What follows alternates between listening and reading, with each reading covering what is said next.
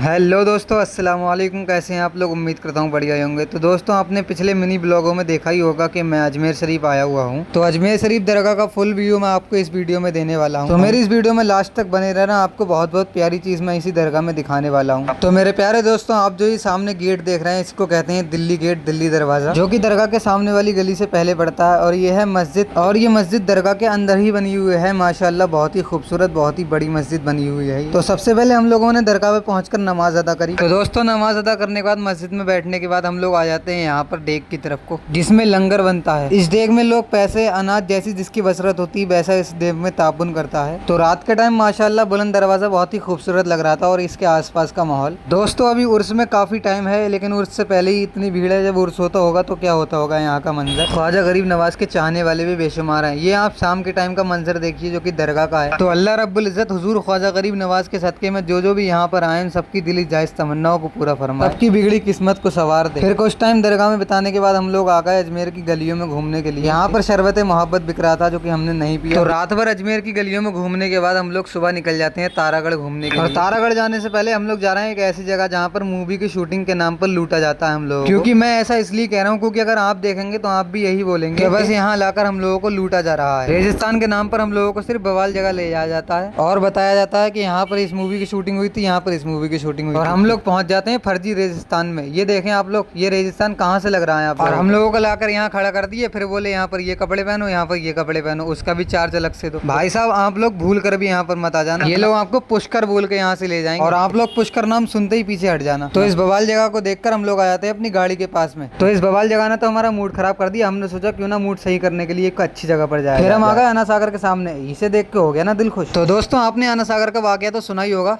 कि कैसे ये पूरा आना सागर हुजूर ख्वाजा गरीब नवाज ने अपने एक कासे में ले लिया और फिर इसको वापस इसकी जगह पर रख दिया था। हुजूर ख्वाजा गरीब नवाज की बहुत करामातें हैं, जिसमें से एक करामात ये भी है। तो आना सागर को देख के तो हमें मजा आ गया। फिर थोड़ी देर इसके सामने रुकने के बाद हम लोग चले जाते हैं तारागढ़ ऊपर मजार पे। भाई साहब, पैदल तो चढ़ाई मुश्किल है ही तारागढ़ की, ऊपर से गाड़ी से भी मुश्किल है चढ़ाई, क्योंकि बिल्कुल ठौर से कट है, ठौर से गली है पहाड़ों पे। इन पहाड़ों पे गाड़ी चलाना हर किसी की बस की बात नहीं है मेरे भाई। फिर थोड़ी देर के बाद हम लोग पहुंच जाते हैं तारागढ़ पे। आप ये सामने दरगाह देखिए, ये बिल्कुल इमाम हुसैन अलैहिस्सलाम के रोजे की तरह बना हुआ है। फिर अपनी गाड़ियों को पार्किंग में लगाने के बाद हम लोग आ जाते हैं दरगाह। तारागढ़ वाली दरगाह है, इसका नाम अगर आप लोगों को पता है तो कमेंट में जरूर बताना। दोस्तों, तारागढ़ पे भी घूमने के लिए काफी सारी दरगाहें, काफी सारी जगह हैं। आप लोग जब भी अजमेर आए तो तारागढ़ घूमने जरूर आना। फिर हम लोग पहुंच जाते हैं पूरे अजमेर शरीफ का व्यू लेने के लिए। यहाँ से अजमेर शरीफ का व्यू कुछ ऐसा आता है। तो दोस्तों, आप लोगों को जो मैंने अभी बताया था कि हजरत इमाम हुसैन अलैहिस्सलाम की दरगाह की तरह ये दरगाह बनाई हुई है, अब हम लोग जा रहे हैं इस दरगाह पे। इस दरगाह पे भी सलाम करना जरूरी है, क्योंकि मेरे हुसैन के रोजे की तरह ये दरगाह बनी हुई है। तो दरगाह में अंदर घूमने के बाद, सलाम करने के बाद मैं आ जाता हूँ पार्किंग की तरफ, जहाँ पर हमारी गाड़ी खड़ी है। हम अपनी गाड़ी में बैठ के निकल जाते हैं वापस दरगाह की तरफ, क्योंकि अभी हमें जाना है 2.5 दिन के झोपड़े के पास। फिर थोड़ी देर के बाद हम लोग पहुंच जाते हैं 2.5 दिन के झोपड़े पे। अगर आप लोगों को पता नहीं है कि लोग इसको 2.5 दिन का झोपड़ा क्यों कहते हैं, तो मैं आपको बताइए। तो दोस्तों, इसको 2.5 दिन का झोपड़ा इसलिए कहते हैं क्योंकि 60 घंटे यानी कि 2.5 दिन में बन के तैयार हो गया, इसलिए इस मस्जिद का नाम 2.5 दिन का झोपड़ा रख दिया गया है। बाकी मुझे इस मस्जिद के बारे में ज्यादा नॉलेज तो नहीं है दोस्तों। इसकी बाहर की दीवारें हैं जो उस पर कुरान की सूरतें लिखी हैं, बहुत ही डिटेल, जो कि बहुत ही आसानी से समझ में आ सकती है। तो दोस्तों, अगर आप लोग भी अजमेर आ रहे हैं तो 2.5 दिन के झोपड़े पे घूमने जरूर आना। इस मस्जिद में आने के लिए दरगाह के बराबर वाली गली से आना होता है, जिस गली में मेला लगा हुआ होता है। तो आप लोग भी उस गली से आ जाना, सामने ही आपको एक बोर्ड दिख जाएगा 2.5 दिन का झोपड़ा, आप वहीं। तो आज हमारा यहाँ पर आखिरी दिन है, इसलिए हम सब कुछ घूम रहे हैं यहाँ का। बाकी हमें 3-4 दिन यहाँ पर रहते रहते हो गए हैं। बाकी हमें यहाँ से 1 आध दिन में निकलने ही वाले हैं। फिर सब में घूमने के बाद, दरगाह पे आखिरी सलाम करने के बाद हम लोग निकल जाते हैं अपने घर पे। तो दोस्तों, आज का ये ब्लॉग बस इतना ही। उम्मीद करता हूँ आपको ये अच्छा लगा होगा। अच्छा लगे तो लाइक कर देना, चैनल पर और सब्सक्राइब कर देना। मिलते हैं जल्दी नेक्स्ट। तब तक के लिए जय हिंद, जय भारत, अस्सलाम वालेकुम, बाय मेरे प्यारे दोस्तों।